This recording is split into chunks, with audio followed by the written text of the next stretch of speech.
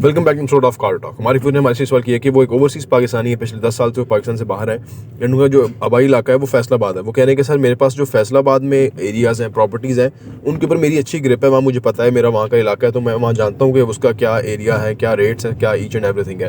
But जैसे आप properties बताते हैं जो कि बैरियर टाउन में है, इस्लामाबाद में है, रावलपिंडी में है, वहाँ पर मुझे कोई इतनी नॉलेज नहीं है उसके बारे में। तो मैं इसमें से कौन से ऑप्शन चूज़ करूँ, इस्लामाबाद रावलपिंडी में बैरियर टाउन में इन्वेस्टमेंट्स करूँ, या फिर मैं अपने जो पिछले आबाई इलाके हैं, फैसलाबाद है, वहाँ पे जो जितने इलाके हैं वहाँ पे इन्वेस्टमेंट करूँ? आइए इस पर बात करते हैं।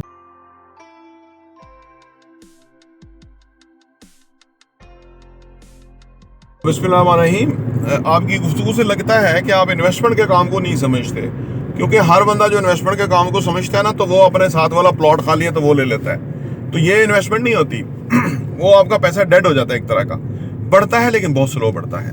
इन्वेस्टमेंट में जब आप ओवरसीज पाकिस्तानी होते हैं तो पूरा पाकिस्तान आपका है। कभी भी आप ये ना कि मैं वहाँ का हूँ, तो आप तो बाहर बैठे हुए हैं, तो यहाँ आके टेक कर तो किसी ने ना करनी।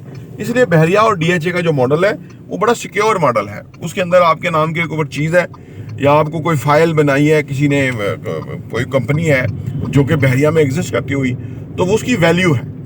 अगर आपको कोई डाउट हो तो आप बहरिया से हेड ऑफिस जाके चेक भी करा सकते हैं कि मेरी ये चीज़ मेरे नाम पे हुई है, या ये चीज़ किसी से काउंटर चेक कर सकते हैं कि भाई ये चीज़ है तो वो क्या उसकी वैल्यू है। तो जो वो वाला है ना कि आपके ज़हन में नहीं आता, इसका मतलब है कि आपने इन्वेस्टमेंट को और तरह समझा नहीं है। हाँ, आप हमेशा वहाँ इन्वेस्ट करें कि फ़र्ज़ करें लोगों की कतार है, लंबी कतार है जी, 20,000 लोग कतार में खड़े हुए हैं और आपको चॉइस है कि आपने कहाँ जाना है।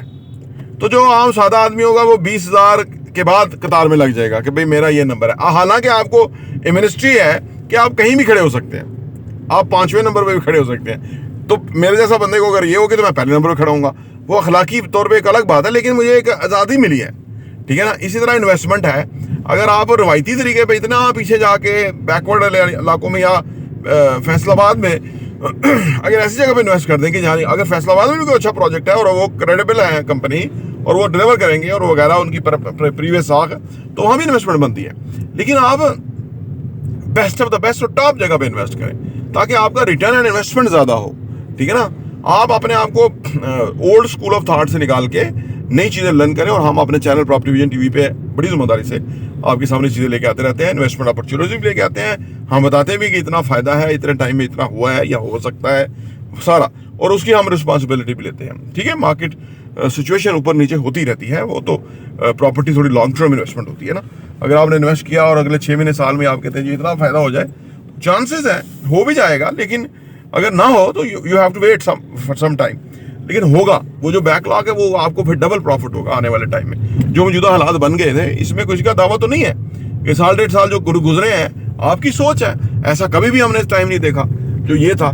तो वो तो वो चीज़ें तो असासत है, लेकिन आपको वहाँ इन्वेस्ट करना चाहिए जहाँ आपको मैक्सिमम बेनिफिट के चांसेस हो, और वो इंटरनेशनल स्टैंडर्ड की जगह हो, और जहाँ पे कस्टमर आता है, अच्छे हालात होंगे ना तो इधर ज़्यादा कस्टमर आएंगे, और बुरे हालात में भी फिर भी कस्टमर अच्छी जगह पे जाता है क्योंकि उसका राइट है, उसका पैसा है, वो जहाँ चाहे इन्वेस्ट करना चाहता है। तो आप इन्वेस्टमेंट को समझे, पहले छोटा सा एक्सपीरियंस करें, उससे देखें क्या फ़ायदा होता है, और फिर उसके बाद फर्दर बड़ी इन्वेस्टमेंट पे जाए। प्रॉपर्टी देखने का बहुत बहुत शुक्रिया।